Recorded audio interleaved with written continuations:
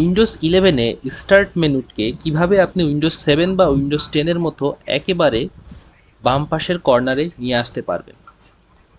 সেজন্য আপনি mouse pointer থেকে টাস্ক বারে নিয়ে আসবেন এবং সেখানে মাউসের রাইট বাটন ক্লিক করবেন।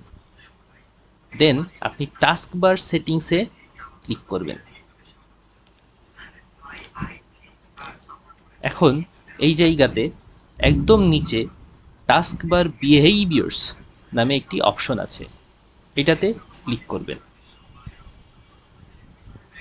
এটাতে ক্লিক করার পর আপনি টাস্কবার অ্যালাইনমেন্ট নামে একটি অপশন দেখতে পারবেন। এইখানে টাস্কবার অ্যালাইনমেন্ট সেন্টার থেকে এটাকে লেফট করে দেবেন। দেখুন এখন উইন্ডোজ 11-এর স্টার্ট মেনু সহ সকল আইকন একেবারে বাম পাশে চলে এসেছে, যেটা অনেকটা উইন্ডোজ 10-এর মতো বা উইন্ডোজ 7-এর মতো। এখন আপনি এখান থেকে স্টার্ট মেনু ওপেন করতে পারেন। যদি আপনার সেন্টার স্টার্ট মেনু পছন্দ না হয় তাহলে আপনি এই স্টার্ট বারটাকে একদম লেফটে নিয়ে আসতে পারবেন উইন্ডোজ 10-এর মতো।